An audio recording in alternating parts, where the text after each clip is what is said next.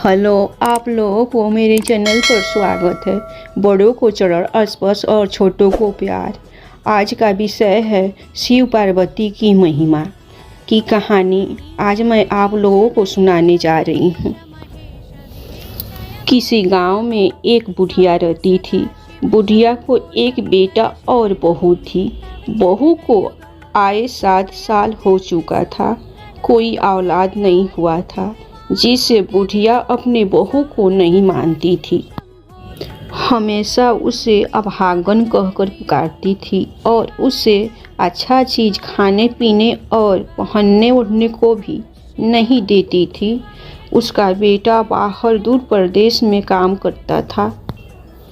जब छुट्टी होती थी तो आता था और फिर चला जाता था। एक बार की बात है, हरियाली तीज व्रत था। बुढ़िया की बहू का नाम सावित्री था। सावित्री घर की सारी काम निपटाकर स्नान करने के बाद व्रत की तैयारी कर रही थी। तब तक बुढ़िया ने उसे खेत में जाकर काम करने को कहा। सावित्री ने कहा, माँ जी, आज मेरी हरियाली तीज व्रत है। मैं शिव पूजन करने सहेलियों के साथ मंदिर जा रही हूँ। कल खेत में जाकर काम कर दूंगी। बुढ़िया ने कहा, तेरे जैसा अभागन को शिव पूजन करने से क्या फायदा होगा? जाओ जल्दी जाकर खेत में जाकर काम करो। पूजा की सारी सामान बुढ़िया ने छीन ली, जबकि उसका पति ने सभी सामान उसके लिए भेजा था। 7 साल में उसने कभी भी सज धज कर हरियाली तीज पूजन नहीं की। इस साल उसका इच्छा था कि अपने पति का खरीदा हुआ श्रृंगार से मैं सज धज कर पूजन करने जाऊं। सावित्री ने खेत में जाकर काम कर रही थी और बहुत वियोग से रो रही थी। उसके वियोग से सारे पेड़ पौधे पशु पक्षी सन्न हो गया था। उसी समय शंकर जी और पार्वती जी धरती पर सैर कर रहे थे। सावित्री की वियोग से रोने की आवाज़ सुनकर वे दोनों विचलित हो गए। पार्वती जी ने कही, स्वामी, ये जरूर कोई दुखी नारी है।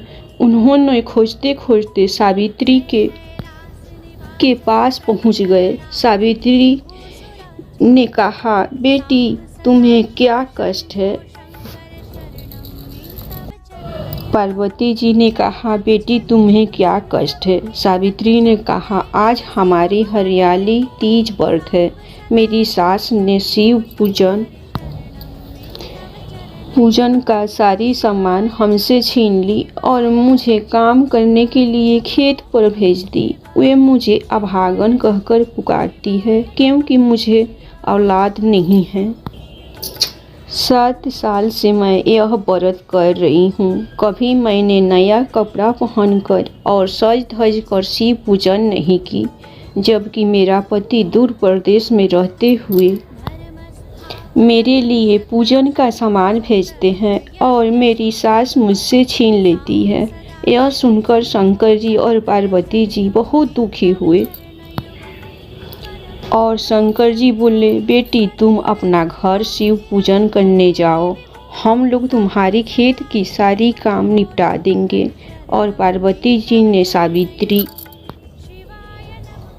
को एक मोटरी दी और कही, बेटी, इसमें तुम्हारी ज़रूरत की सामान है। तुम इससे सज धज कर हरियाली तीज पूजन करना।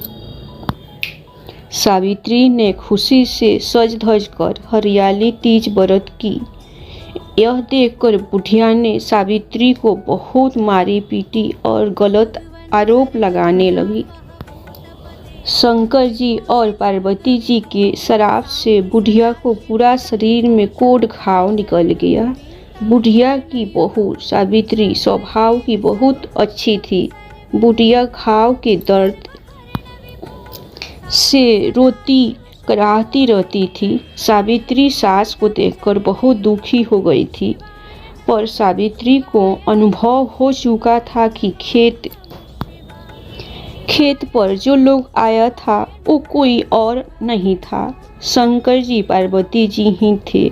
वह जाकर घर की मंदिर में शंकर जी और पार्वती जी की पूजा की और चढ़ाई हुई फूल बेलपत्ती में से उठाकर उसमें चंदन डालकर पीसकर बुढ़िया को पूरा शरीर में लेप लगाई और बुढ़िया को सारी कहानी सुनाई। अब बुढ़िया को भी एहसास हो गया था। बुढ़िया मंदिर जाकर पूजा पाठ की और शंकर जी और पार्वती जी से क्षमा मांगी, जिससे उसकी कोढ़ घाव ठीक हो गया और बुढ़िया अपने बहू को भी मानने लगी। कुछ दिन बाद उसका बेटा बाहर से आया तो अपनी माँ का बदला परिवार का खुशी देखकर शंकर जी और पार्वती जी बहुत खुश हुए लोग और पार्वती जी शंकर जी से हट करने लगी। स्वामी, उसका जीवन में एक औलाद की कमी है, वो भी खुशी उसे मिल जाती तो बहुत अच्छा होता। तो शंकर जी बोले, पार्वती, जिस तरह हर काम का सीमा और समय होता है, उसी तरह मनुष्य का जीवन में भी सुख दुख का समय होता है। अपने कर्तव्य के फल के अनुसार ही हर प्राणियों का जन्म और जीवन मिलता है, उसी के अनुसार उसका और जीवन का अंत होता है। उसे कोई नहीं मिटा सकता है और ना ही ले सकता है। मुझे भी आदेश और अधिकार के अनुसार ही इस जगत को संभालने का हक मिला है और उसी के पथ पर मुझे चलना है। यह सुनकर पार्वती जी बोली, स्वामी, आप इस जगत का मालिक है तो आप सावित्री का खुशी क्यों नहीं देते? दे सकते हैं। शंकर जी जान गए पार्वती बहुत हठी है। तब शंकर जी बोले, पार्वती, समय के पश्चात उसको वो भी खुशी मिल जाएगी। कुछ दिन बाद सावित्री को एक बेटा हुआ और परिवार में सब खुशियाँ मिल गई और सावित्री शंकर जी और पार्वती जी के महिमा से अपने पति, बच्चा और बुढ़िया के साथ खुशी से रहने लगी। इस कहानी से हमें यही सीख मिलती है कि अच्छा कर्म करने से जो जीवन में कमी रहता है वो भी कमी एक दिन पूरा हो जाता है। जैसे सावित्री के जीवन में सारी खुशियाँ मिल गई उसकी अच्छाई के चलते। धन्यवाद।